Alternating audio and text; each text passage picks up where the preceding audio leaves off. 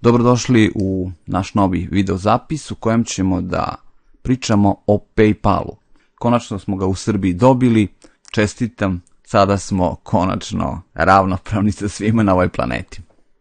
Čeka nas puno posla, spremio sam jedan dobar video za vas, moje ime je Dragoslav Petrović, oglas je na internetu.com, sajt izrada.com, možete tamo da vidite čime se bavim. Ono što nas čeka u ovom video zapisu je da vam pojasnim sve do detalja šta i kako sa PayPalom. Pa da vidimo šta nas čeka. Za ovu akciju nam je potrebna internet kartica i devizni račun. Potrebna nam je email adresa za PayPal, zatim sledi registracija PayPal naloga, spajanje PayPal naloga i net kartice i na kraju ide autorizacija kreditne kartice. Sve ćemo ove korake proći u ovom video zapisu. Možete da to uradite kako sam ja uradio. Možete neke stvari da uradite kako sam ja uradio. Kada pričam o tome, mislim na kreditne kartice. Ono što mi sad ovdje imamo su kreditne kartice od banka Inteze. I ono što vi ovdje možete sada vidjeti su u stvari 4 kartice. Vi ne morate da imate sve 4 kartice, ja ću vam pokazati zašto je to dobro. Prva kartica, ova ovdje dole, je dinarska kartica. Zatim imamo redovnu deviznu karticu, devizni račun, i imamo internet devizni račun koji je u stvari spojen sa ovom ovdje internet karticom. Mi odemo u banku i tražimo da nam otvore internet karticu. I kada uplatimo na ovaj račun, mi možemo da plaćamo na netu sa ovom karticom. Međutim, ako tako uradimo, tada nećemo imati internet banking. Znači, nećete moći na vašem računaru da vidite šta se dešava na vašoj kartici, kakvo je stanje i tako dalje. Posebno je to bitno u ovom ovdje zadnjem koraku, 5. koraku, kada treba da vršimo autorizaciju kreditne kartice. Kada imamo deviznu karticu redovnu, tada mi odemo u banku i uplatimo na taj račun. I onda sa ovog računa prebacimo, kada želimo nešto platimo na devizni račun od kartice. Recimo, ovdje uplatimo 50 evra na ovaj devizni račun, a treba nam sad trenutno da potrošimo 20 evra na netu.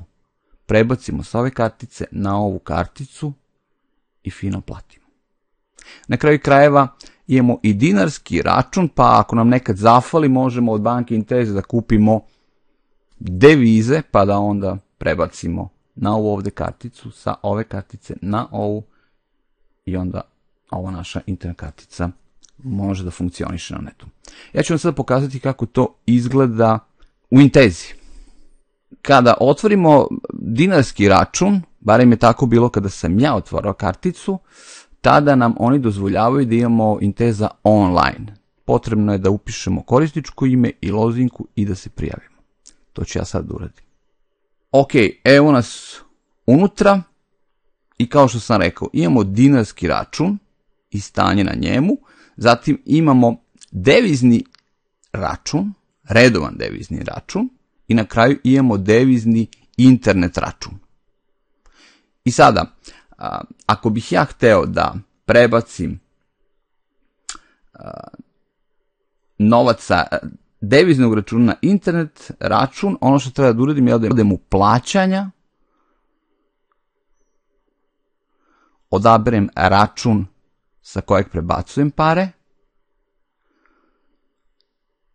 znači devizni, izaberem valutu, u ovom slučaju imam dolare, tako ću izaberem dolare, izabrat ću račun na koji prenosim sredstva, to je net 79 u ovom slučaju, promenit ću opet dolare i recimo napisat ću $50.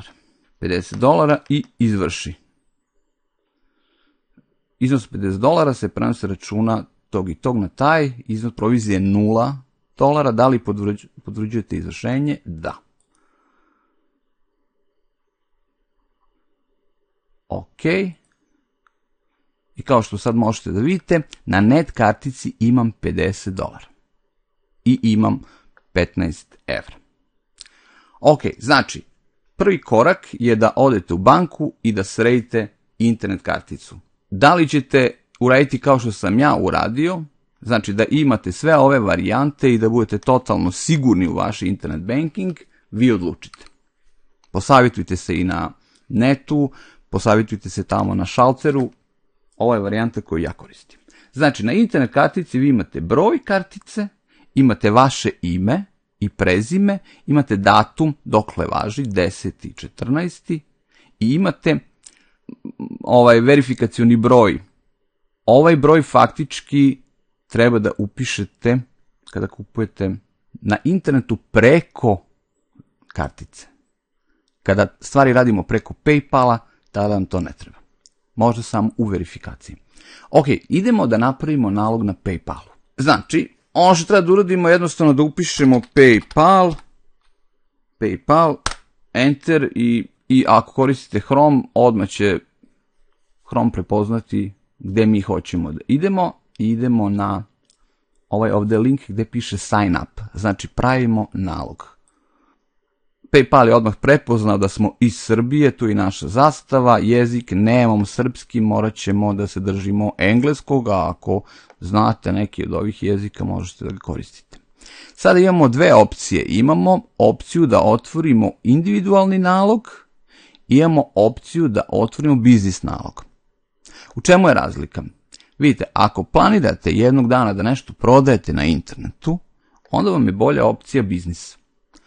A ako planirate samo da plaćate na netu i eventualno da vam neko pošalje pare neke, da nemate neki shop ili tako neke komplikovanije stvari, onda koristite ovaj individualni nalog. Ja ću otvoriti biznis nalog. Klik na ovo Open an account i tu se nalazi jedan formular koji treba se popuni. Ono što treba da uradimo je svakako da pripremimo e-mail adresu. Ono što predlažem je jednostavno da odete da otvorite novu Gmail adresu ili da koristite vašu postojeću. Plaćanje preko PayPala ide putem e-mail adrese. Znači, korisnici jedni drugima plaćaju tako što tamo u neko polje upišu e-mail adresu čovjeka koji prima pare, podrazumeva se da i on ima nalog, upiše se cifra koja se šalje i pritisne na dugme za plaćanje. Totalno sigurno i bezbedno. Na vama je da odlučite koju ćete mail adresu da koristite. Ja ću koristiti e-mail adresu koja se zove siteizrada2013@gmail.com. Ja ću sada da popunim ove ovde podatke i zatim se vraćam da vam pojasnim šta sam tu sve uradio i nastavljamo ove video zapise. Pre toga ću samo da se vratim nazad da pogledamo kakav je formular kada pravite individualni nalog. Da vidimo koje su razlike. Faktički ovo malo kraći formular. Ok, mogu da napravim i ovaj, pošto verujem da će većina da koristi individualni nalog, neće praviti biznis nalog. Čujemo se za par minuta. Ok, evo me, popunio sam ovaj formular.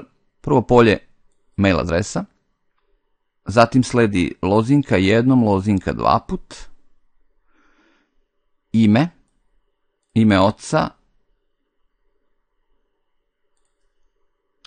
prezime, ne morate pisati naša slova, znači jednostavno pišite njihovu latinicu, ovdje odaberemo Srbija, već je bilo izabrano, faktički, adresa,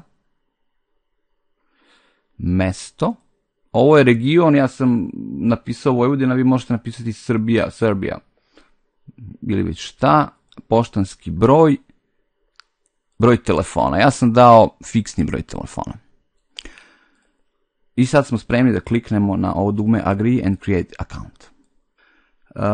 Ono što sada imamo je da upišemo ovo ovde slova, to je neki zaštitni kod, 2G, ajmo GGAF, dobro,